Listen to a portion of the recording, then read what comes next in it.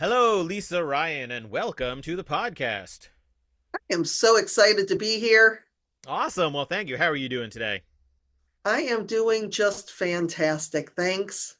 I love it. I love that answer. I love that you were always so just positive. It's so nice. Which kind of fits in with your brand and topic to a degree, I would think. Yeah. That that sort of positive, and certainly in the content in your book, which we're going to talk about when we get into attitude and stuff. Um, so Lisa, welcome. You are sort of an expert on gratitude and how you can apply that in a variety of ways. And so rather than me trying to, I already did some of the intro, but just for our listeners who are unfamiliar with you and your work, could you give us the sort of the 1 minute synopsis of, you know, what your business is all about, kind of the kind of work you do? Sure. Sure. My company is Grategy, which is gratitude strategy. And primarily, I work with organizations to help them keep their top talent from becoming someone else's by creating a culture of appreciation where employees feel valued and appreciated. They're much more likely to stay. And even though I work with all kinds of organizations, I really am focused in manufacturing, construction, and the trades, not only because that's where my background came from, but those are industries that we really need to change the conversation so that we attract more people into those industries and they have the labor they need to get the jobs done. I love it. It's it's such a great point, and it's so sort of a different angle, especially for that. I would assume for that industry. But before I dig deeper into that, you kind of gave the quick one line, Grategy, which is gratitude as a strategy, which you've lived it, and I'm familiar with the work, so I know what you're talking about. For some people, though, they might be thinking, like, what on earth does gratitude as a strategy mean? Because those are two words you don't generally put together. So, two questions really. Could you go a little bit more detail about what you mean by Grategy or gratitude as a strategy, and how did you sort of develop this and start putting it all together? I'm sure. Well, I'll start with the second question first, as far Okay. as how it all came together. I knew that because of my own gratitude practice that I started in 2009, I had been looking for a topic to be a speaker to speak to audiences about. And when I had the experiences that I did with my own personal practice of gratitude, I knew to the core of my being that that was the message that I was supposed to bring to the world. And I needed to take it out of the context of gratitude being this spiritual, ethereal type Mm-hmm. of thing and bring it to the workplace where we could basically put some dollars and cents behind it that says, listen, this stuff is not only good in your personal life with your loved ones and family and friends, but when you take a person with a grateful attitude to the workplace, it not only makes the workplace culture better, but it also retains people. And it's kind of funny because I had started my business. My business name originally was Appreciation Strategies. So Mm. I was chief appreciation strategist at Appreciation Strategies, which was obviously a mouthful. So I was over my friend Dick Clough's house one day, and where he lives right on Lake Erie, and it's a Friday night and or Friday afternoon. We're just walking and talking and trying to figure out a name for my business. And and we're putting together all these words, thankful and gratitude, and just going on and on.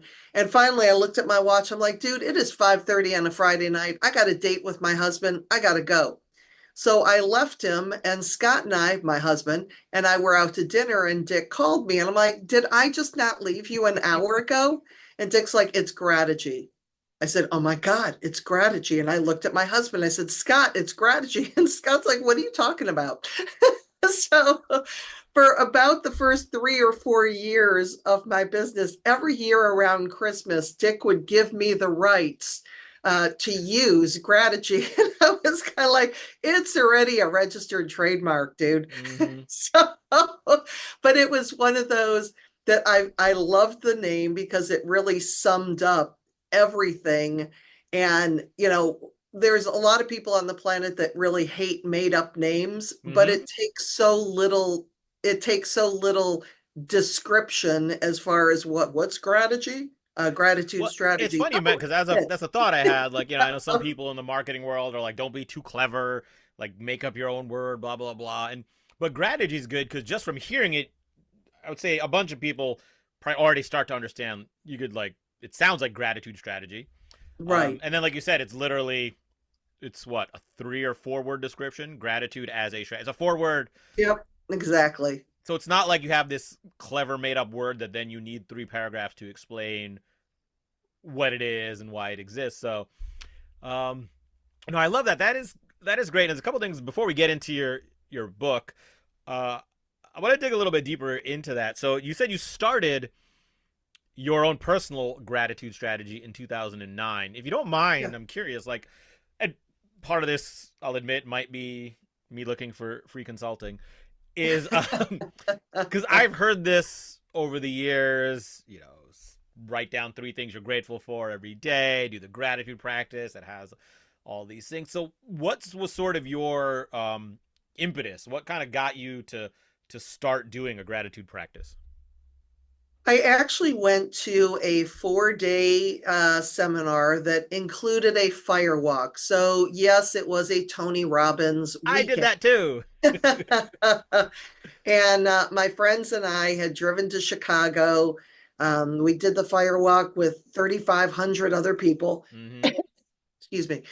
We did the fire walk with 3,500 people, and and so you hang out with Tony Robbins for 4 days. After that, you are jacked up. So Yeah. we are driving home from Chicago. And we knew that unless we took action, all the stuff that we experienced those last 4 days would go right out the window. And we didn't want that to happen, again. So we opened up a Facebook thread and we decided to share with each other people we met, experiences that we had, things that we learned. And then my friend Mike said, well, why don't we write down 3 things that we're grateful for? And honestly, I think he had just heard about it on Oprah or something. Sure. But we did that every day and we held each other accountable. And that was the impetus. I went into it with no expectation. It was just something that I was doing with friends. And I noticed the changes almost immediately. I mean, I was in medical sales at the time. There were customers that I had not talked to for months that were calling me and they're like, hey, can you come in and sell us some stuff? And I'm like, Mm-hmm. I'll be right there. And there were 2 large facilities that I'd been calling on for almost 5 years that just kind of closed. I noticed the difference from my husband, who was becoming more verbally appreciative. So all of these things were happening. And when I looked at it, the only thing that I had changed was that practice of gratitude. So that's really where the research began. And after reading, hundreds, if not thousands of articles and books and white Mm-hmm. papers and attending programs and, accessing really great resources like the Greater Good Science Center and Heart Math, which are both based in California, I learned that gratitude was more than this feel good emotion that a lot of times that we ascribe to it. And I also knew that it could really help in workplace culture. But the cool thing about it is it not only helps definitely in workplace culture, but you have that personal connection with it. And I think that that's what people really resonate with is that there's so many speakers out there and stuff telling them how to engage, Mm-hmm. and it almost becomes kind of a check mark activity. But if you start with your own personal practice of gratitude, you start to see the results in your own life, better relationships, more happiness, less stress, then it's easier to take that person to the workplace and you're interacting with people every, one moment at a time that you can either make their day a little bit better or, you can make it worse. But gratitude really does help in that. Yeah, and it's such a simple point that like gratitude and having kind of a mindset of gratitude is one of those things that it's like part of who you are. Yeah.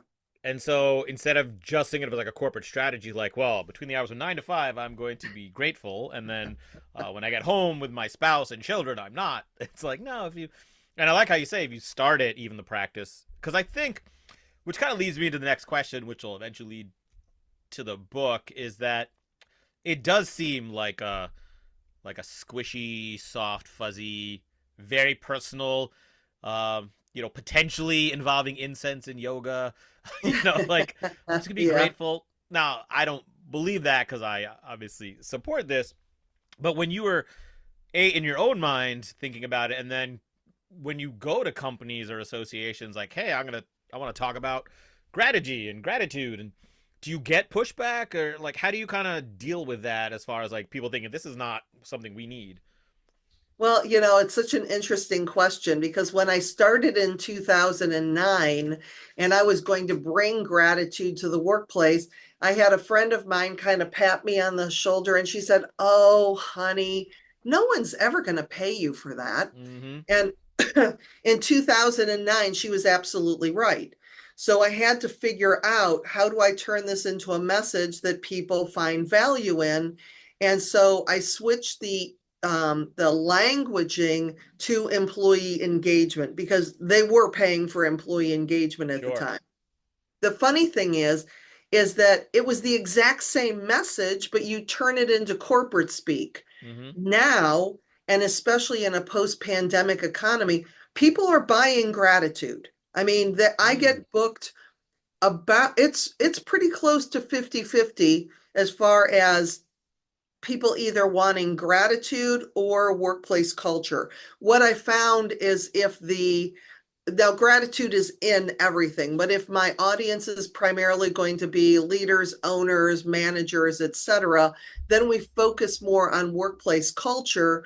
But if we're doing like an all staff day, Mm. then I have a program that is basically pure gratitude. I call it my show talk because it starts with the S. I'm an acronym girl. The S is the self and how it rewires our brain and changes our perspective. The H is the health benefits. The O, relationship with others, and this is outside the workplace.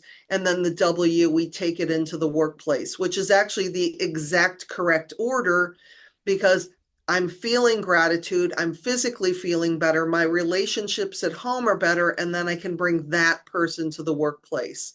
So it's going to be in both. But I find that if you have more of an all staff day or a mixed group where there's not all managers in it, they may not necessarily have control over, things like training and resources and everything else I talk about in my workplace program, but every single one of them can relate to that foundation of gratitude.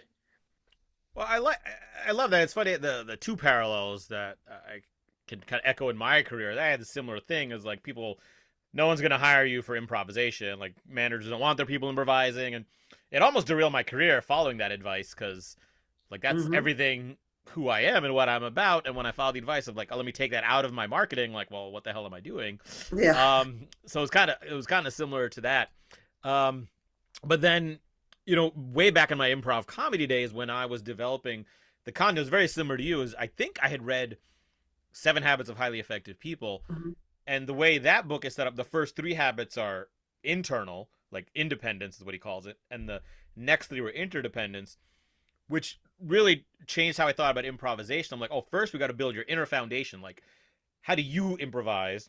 Then we worry about how do you work with other improvisers. So it's like inside out, which Yeah. is very similar to what you're saying. It's like you start with yourself, and then you work on your health, and then you work with other people, but not at work. And I, and it's I think it's so effective. It seems like again for very bottom line driven people, they'd be like, well, you don't need to talk about their personal relationships. Like just get into what they need here. Like how do you?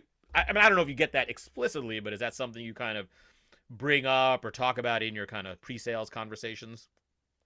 I really, in my pre-sales conversations, I really focus on workplace culture and the power of appreciation. And it's actually gone more from engagement to retention because retention is the big thing. Mm-hmm. And when you look at just about any article or research that's out there, people who feel that they're valued and appreciated and recognized by their managers are going to stay. Engagement is nice, because it creates harmony in the workplace. But if we really want our employees to stay, we want to make sure that gratitude and appreciation is a big part of that. Yeah, and yeah, engagement leads to that. It's funny. I was just thinking because I talk about yes and, which obviously for me it ties into gratitude. And a few weeks ago, I had MJ Shar on, who's another speaker. I don't know if you know her. She's based out of North Carolina. She talks about kindness, which is sort of like, Yep. with no planning on my part. I wasn't like, oh, these are all common themes, but it's sometimes it's just the simplest things like, hey, be grateful, be kind, say it, and they get huge impact to just sort of convincing people of that, which is my sort of smooth transition here, kind of leads into this is basically what your book sort of bridges that gap because it's about gratitude, but it's done very specifically under the umbrella of of applying it to a workplace culture. Yeah. And so the title is Gears of Greatness. That's correct, right? Gear up for greatness. Gear up for it. Yeah, Close. I got the Kindle version, so I don't have the physical right in front of me. I'm like, wait, I didn't write down the exact title. So Gear Up for Greatness. Oh, there you go. If you're watching the video, you can see it. So it's Gear Up for Greatness by Lisa Ryan. And for people who want to know where's the best place to go to get this book and to learn more about you. Yeah, it's on Amazon. That is actually my 12th book, but it's also my first work of fiction, and it was, excuse me, it was by far the most fun book I have ever Mm-hmm. written because fiction has always kind of freaked me out a little bit. I didn't think that I could go there, but once the foundational story showed up, because my new model is the 6 gears of Grategy, Mm-hmm. and I put it in a fable form. So think, Who Moved My Yeah. Cheese and The Go Giver and all those type of business fables. But when the two main characters, James Peterson and Frank, and I really got to know them, it was just weird. Like I'd Mm-hmm. be writing a part of it, and I'd be saying, "Oh, well, what would Frank say in this situation?" Or what would James do in this situation? And it's like it was a lot of fun. And so the first probably 3/4 of the book is the story itself about how James turned around steel tech manufacturing, by using the 6 gears of Grategy that was introduced by Frank. But the other thing, that it's a very helpful book because the last part of it is an implementation guide. Yeah. So I went through all 6 chapters, looked for the key tips. So it's kind of a nonfiction book with a fictional beginning. So it was just a blast to write. Yeah, and it's cool. I was going to talk about that at the end, sort of going Oh, chronologically, but like it's not just like a lot of books will have that little chapter summaries with like a few tips. Like your guide at the end of this book, it's like a meaty guide. There's a yeah, lot so it's both a story which sort of gets you motivated and thinking about how you could use this stuff, but then you have a lot both within the chapters and also at the end, like real tangible action items for people to do. yeah. And that's what I wanted in it. I think that the other thing that just kind of makes me giggle when I at the end of the book is the "where are they now?" Yeah, I saw that. Yeah. I just, I that just when that came to me, it really cracked me up because it's like, here I have a bunch of fictional characters. So where are they now? You Yeah, know, it is a fun book to inquiring read, and it's minds want to know. yeah, and it's a fun book, and it's an easy book, and I don't mean that like No, it's super easy. It's a it's quick easy read. because it's written in sort of a fable parable format. It's a story you get into and how they're going to do it, but Yeah. all the lessons are woven in there. So I want to touch upon the 6 gears. Uh-huh. We don't necessarily need to go too in depth. Number one, both Yeah. for time, and number two, because I want people to buy the book and read it. Yeah. Um, but just maybe kind of highlighting the gears. Starting with the first one, Yeah. which is attitude. Yeah. So Well, what? and attitude really is the foundation because this takes change. And sometimes what it means is that leaders have to look and say, ooh, maybe I'm the problem. Or they have new generations coming into the workplace with younger millennials and Gen Z that see the world completely differently. And if those leaders aren't willing to make the changes necessary to kind of rework their organization to fit in with what employees are looking for these days, the rest of it doesn't matter. So attitudes first. The next one is appreciation, which is a personal practice of gratitude. Then we go to access, which is not only access to leadership, but access to resources and tools that employees need to do their job better and also to be better tomorrow than they are today. The fourth gear is applause, and that is the tangible recognition for a job well done and exactly how to do that. Because I know I share in my programs, there's a guy came up to me after one of my programs and he's like, Lisa, when I do something wrong, I get recognized 100% of the time. And when I do something well, it rarely gets noticed. Mm-hmm. And that just stuck with me. I mean, that applause. And if people are saying, are you telling me I got to thank my employees for doing their job? It's like, no, I'm not telling you that at all. But if you don't, somebody else will. Yeah. You're going to lose them. From there, we go to acts of service, which is really that what are you doing to make the world a better place? Because employees, again, today are looking for how sustainable are you? How are you making the planet and my community a better place to live? And then the final gear, the sixth gear, is accountability. How do we make that a process instead of an event? Because there's too many times, you go to a seminar or a conference, you come home with 26 different ideas that you want done yesterday, Mm-hmm. and your employers are like, oh no, they just got back from a conference. Let's ignore everything that they say for the next 2 weeks until things go back to normal. Because you'll try something, it doesn't work in 3.6 days. And you're like, done. Right. That didn't work. It's like figuring out how to make a commitment to implementing these, one gear at a time in the order that works most for you and that you're willing to commit to. Yeah, and it's kind of like your story about leaving the Tony Robbins event. Like you said, like we're gonna just forget this, so let's get like you create your own little accountability, which led to this sort of both life and business Yeah, transforming practice. I want to dig into a couple of the points, just kind of ask a little bit more from a purely selfish standpoint. The ones that I kind of identified as very like yes, Andy, huh? sort of similar to some of the things I talk about. So number one is access, and uh, it's funny. Just recently on the podcast I had on Jason Eisner, who we had a whole talk about psychological safety, and it was a very similar sort of approach in that you to build this culture, it's so critically important that people feel safe and they feel like they have access, like they. And the way I phrase it in my language is that people feel like if they come to you as a leader, that you're going to say yes and to them and not immediately be like, yeah, but here's why you're wrong, or yeah, but Right. you don't need to worry about this.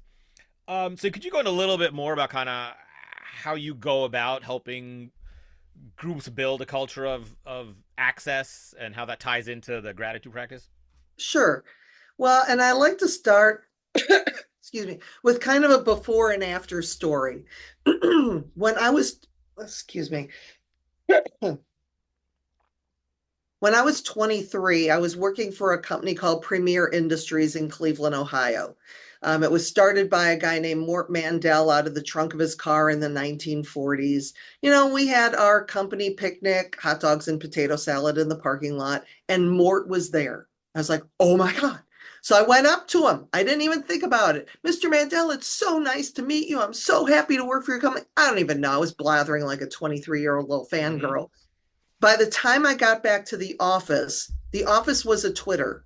And this is well before Twitter, because back in those days, what I should have done is talk to my boss, who talked to her boss, who talked to his boss, to talk to their boss, to say, is it okay if Lisa talks to Mort?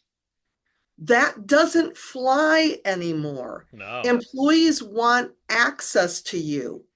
So, you have that brand new employee, they're new to the industry, they know nothing about it. They march into the CEO's office on that third day, uninvited, plop their butts down, and look at the CEO, and they're like, you know what? I know I've only been here for 3 days, but I see some things, and I'd like to share them with you. And the CEO might be, if he's old, so if he or she is old school, they're like, trying to do everything so that their eyes don't roll back in their Yep. head because we've been doing it this way for 40 years. It's not broken. But instead, asking the question, like you said, yes, and what if they're right? Yeah. What if what they're saying is something because they have access to technology in their brains that I can't even comprehend. They see the world differently. So yeah, yes, and let me hear more because what not only do I am I showing you respect from listening to you, which they expect that access, Hmm. but I'm also I was going to say, and I'm also showing you that I'm willing to change and willing to consider not making any promises Yeah. because it may not be an idea that would work, but employees are expecting that access and they're Hmm. expecting the acknowledgement instead of being shut down when they bring an idea to the table that may start off as being something completely off the wall. And then you find out, wow, this is exactly what we needed. Yeah, and the other thing that I'll talk about with this is that maybe the employee coming in there, maybe they are completely wrong, and they are new and they're young and they don't understand. So number one, like you said, just having that respect builds that culture, that retention. But number two, sometimes they'll say something that'll trigger a creative idea in your Right. mind that you never would have thought of if you were just automatically in your head thinking about how do I get this employee out of my office, or why is this young whippersnapper speaking up right now. It is amazing how just being in the moment. And if I could share a quick story, not about me, but since you are in beautiful Cleveland, Ohio, Yep. home of the Rock and Roll Hall of Fame, my favorite rock band of all time is Rush. And Okay. so I was just watching an interview with their lead singer, Geddy Lee, who was talking about this moment with fans and how he was like, there was a point early on where, like, I forget, I was stressed. I was at the end of a tour. I was done with everything and I was out and kind of like, and there's some fans at the gate to my house. And he's like, I just brushed them off because I was so done with everything. And I got in my car and I had to drive somewhere. And he's like, and that moment stayed with me for like the next 5 hours in that drive. And he's like, I'm only here because of my fans. And these people put in how much effort to get to me just for a moment for me. He's like, and so that moment I decided that I would always have time for my fans. Like, Mm, because when I do, number one, it makes them happy, and number two, it makes me happy. And again, it's almost like a gratitude thing. It's like, instead of being like, I don't have time for this, I'm stressed, it's being grateful. Like, it's being grateful that a fan is here, or grateful that an employee took the time and cared enough to come give feedback. right. Because so often we get defensive, and it actually happened to me. I had just a local friend, like a friend of a father here, and I told him about my podcast, told everyone about the podcast, and he emailed me out of nowhere and was like, "Oh yeah, I went to your podcast, and that kind of led me to your website." And he's like, "I'm a designer," and then he gave me this email of just feedback on my website of like. Wow. He's like, he's like, nothing major, but here's some things like this color is off, and you've got some buttons have rounds, others have squares, and that. And I was like, and I'm a performer, so I have a very fragile ego. And so Mitch was like, oh my God, I feel like I sucked. I was kind of annoyed. Who does this person think he is? But then without conscious thinking of gratitude, I'm like, shift. Number one, this could make your site better. Number two, like, he's doing it out of a good place. So be grateful that this person is actually taking the time to write you this long email. He does this professionally. He's doing it for free for you. And so, and I've talked for a while here, but just that shift of like, instead of being like you're taking away from me, realize that when someone does something like that, it's like, no, I want to be grateful because you're offering me a gift that if I look at it the right way can make everything better. Right. So Yeah. And you never know where those new ideas are coming from. It's just yeah, being because sometimes when open. you're a leader, you get so removed from the front line basically or Right. the floor. Like yeah, that's where your biggest innovations, or not necessarily your biggest ones, but your smallest ones that have the biggest impact could come from. Yeah. Yeah, Um, absolutely. cool. I want to talk about one more, one other gear. I'll talk about gear number 4, recognition. Specifically, I wonder if you could share a little bit more. I'd never heard of this before, the Losado ratio, Hmm. which I thought was so cool. I'm like, ooh, that's really interesting. So could you just share a little bit more about what that is and how that fits into what you teach Sure. organizations?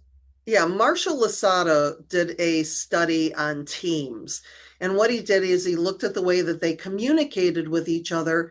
And what he found is on a high performing team, there was a 6 to 1, 6 to 1 positivity ratio. So what does that mean? That means for every one negative response somebody on that team would hear, they would hear 6 positives.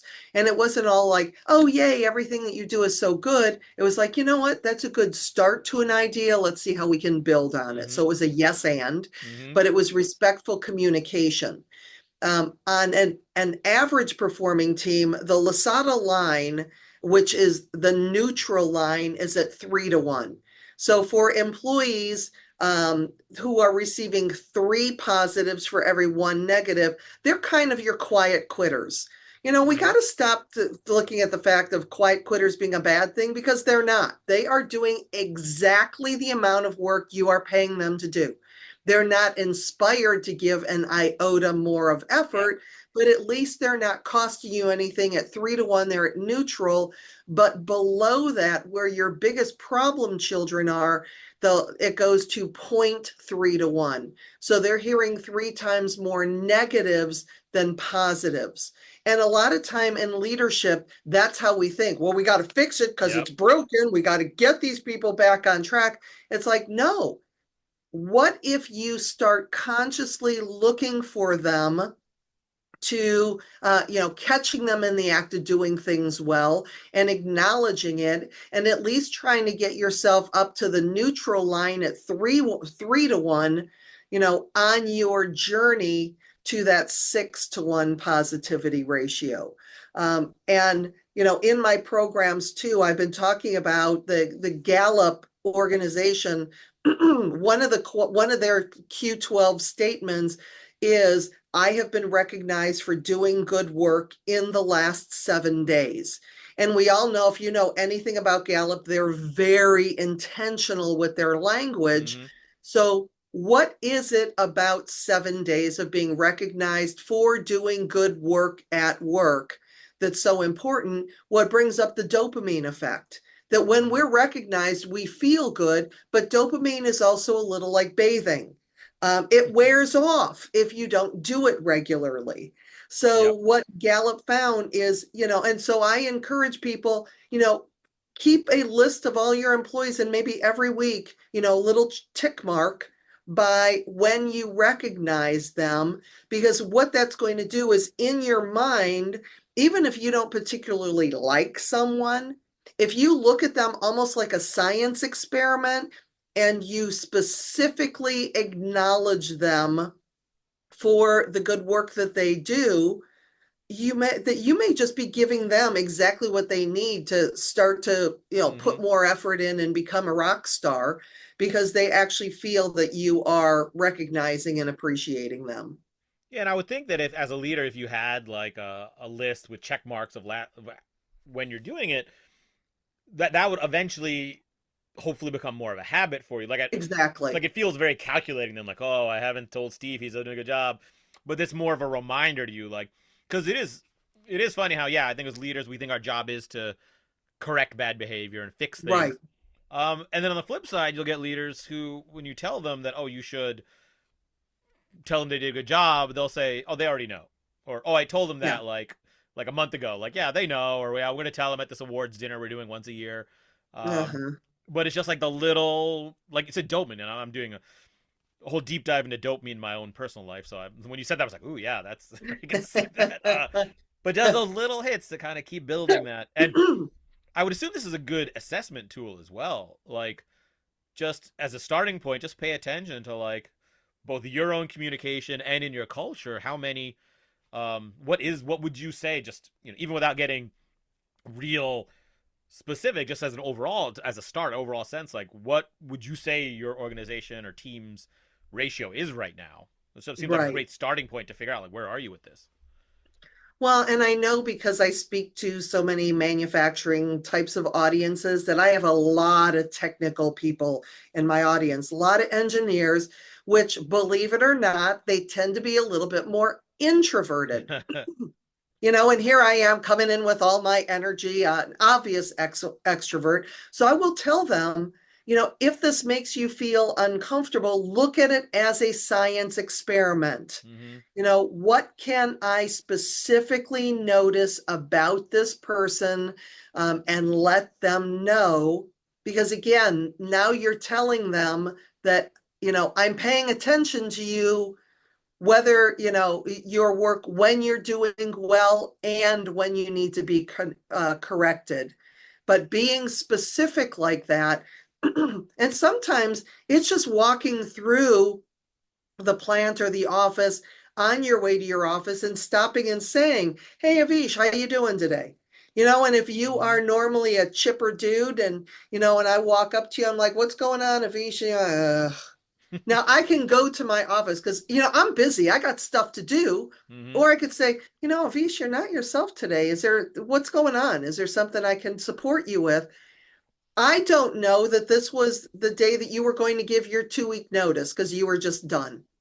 But because I stopped and I Mm-hmm. cared enough to ask you what's going on and how could I help, maybe you're going, you know what? I actually, this place is pretty cool. Lisa's a good manager. I'm going to stay.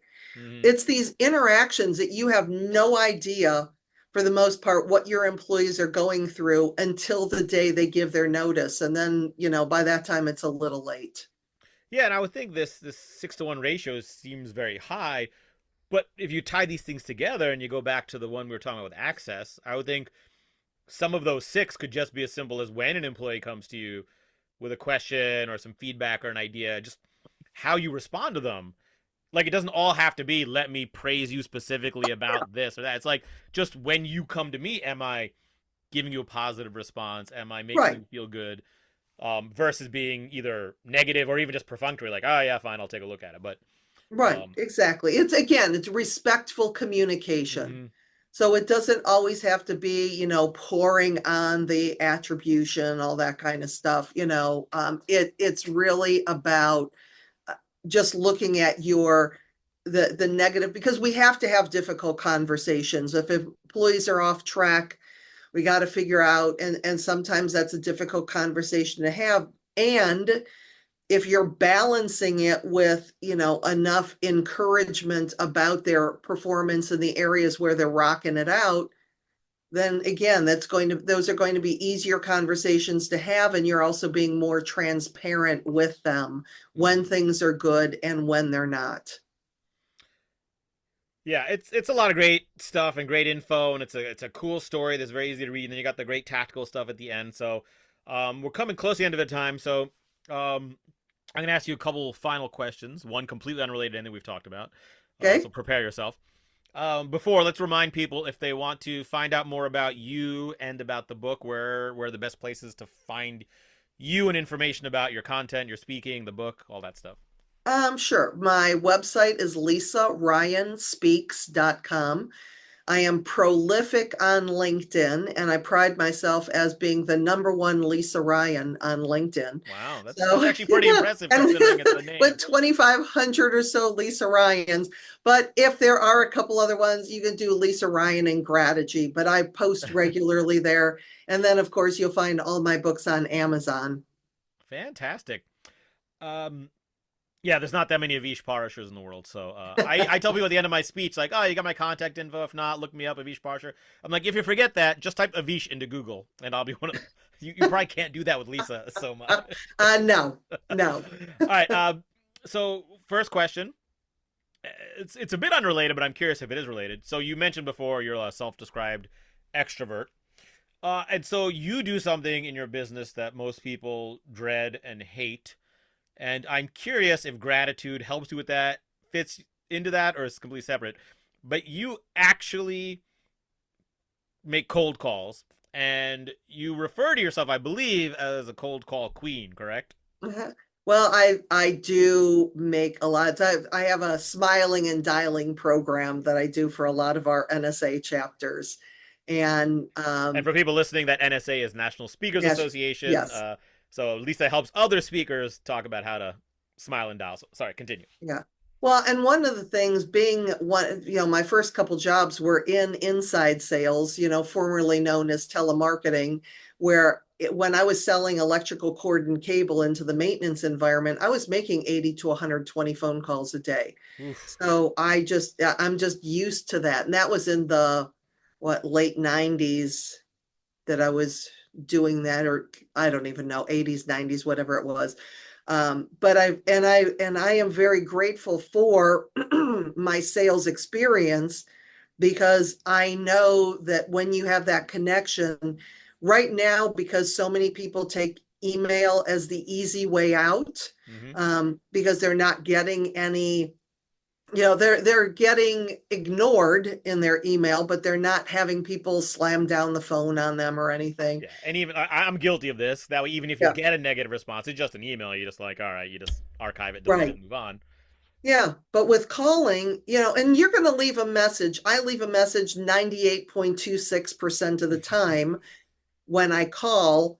But when you do get somebody on the phone and you have that connection and you're not doing it like it's a script, I'm like, hey, it's Lisa Ryan from Grategy here in beautiful Cleveland, Ohio. Because usually beautiful and Cleveland, Ohio aren't three words that you find in a sentence together. So, they, but it kind of catches them off guard. And I've had some great conversations with people. And the nice thing about the phone, because so many people hate the phone, they're not using it as much. I mean, even telemarketers have become automated, which is why I don't answer most of the phone Oh yeah, I numbers never that answer I a number don't recognize. I don't Yeah. recognize. Yeah, it's so interesting. And again, on a side note, I'm curious. Have you done this? You say you do it for the Speaker Association chapters. Have you done it for NSA Philadelphia? I believe NSA Philadelphia was the very first smiling and dialing program that I did. I think I didn't do it Hmm. live.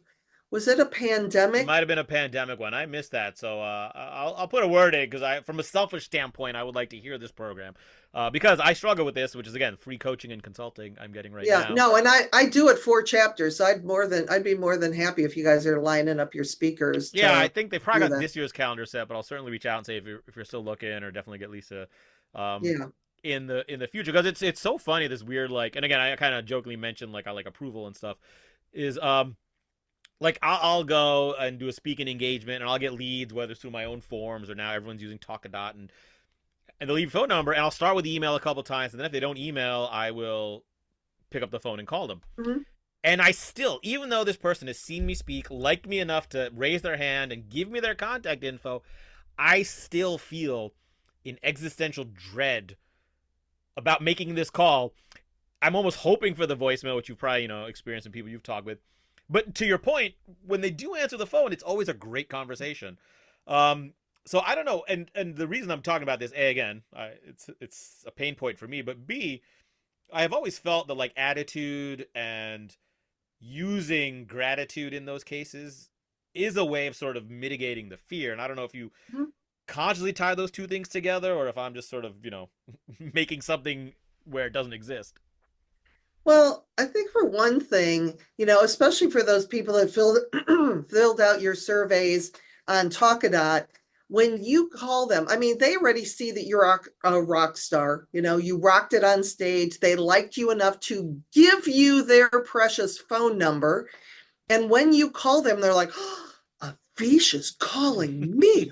Holy cow, I can't believe this, because it's just like the audiences see that speaker, as that rock star.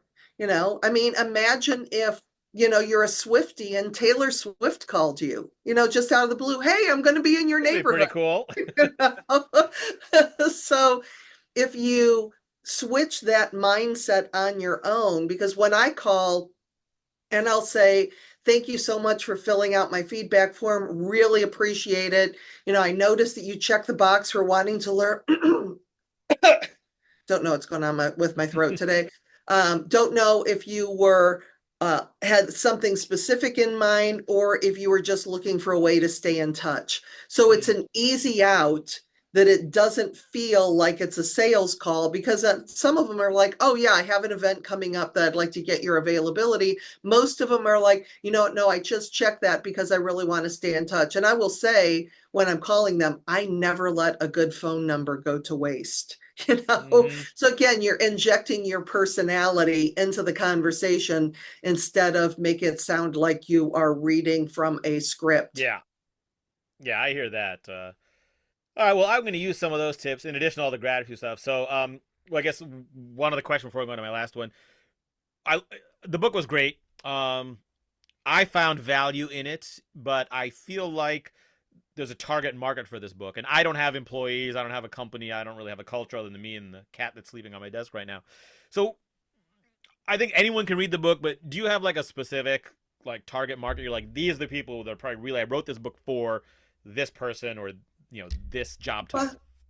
you know what? I mean, it takes place in a manufacturing firm. Um, so because that is my target market when I'm talking to audiences, but really it's such a good story. And actually, I got a note from a lady the other day who actually wrote to me about the book. Must have gotten it on Amazon or whatever. But she's retired, and she gave me all kinds of feedback on the book, and basically saying how refreshing it was to read about a manager who listened to their employee, and was able to turn the company around. So even from, oh, here it is. It was refreshing to see a bright, intelligent maintenance worker, Frank, giving the new CEO advice on how to proceed in turning around the workplace culture. Frank was James's mentor, a complete turnaround of roles, showing that all employees have the potential to turn things around if upper management would use a bottom-up approach along with traditional up-down approach to solving problems. So I really think that it's Mm-hmm. a universal story. It just happens to take place in a manufacturing firm.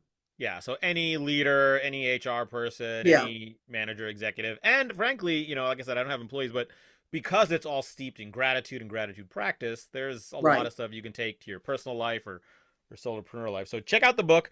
Um, so my final question, which I ask, well, another second quick side, is this based on a real story, or is it kind of an amalgam of your work with a variety of groups?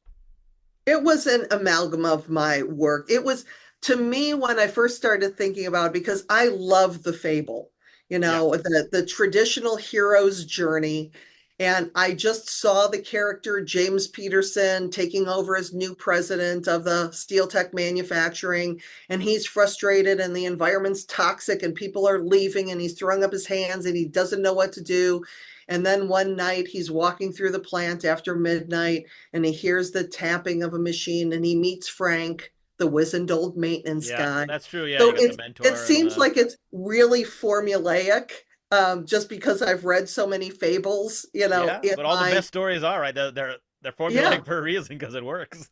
So I just, and then when it all started coming together and the characters started developing, like I said, it was a lot of fun to write. So no, it is based on, there is no real characters, except that I followed the hero's journey kind of, Right, yeah, and all these are like formula. real examples from your experience, just sort of put together in Right, this kind of accessible exactly. format. So, okay, Yeah. now for real, my last question, and I try to finish all my podcast interviews with this question.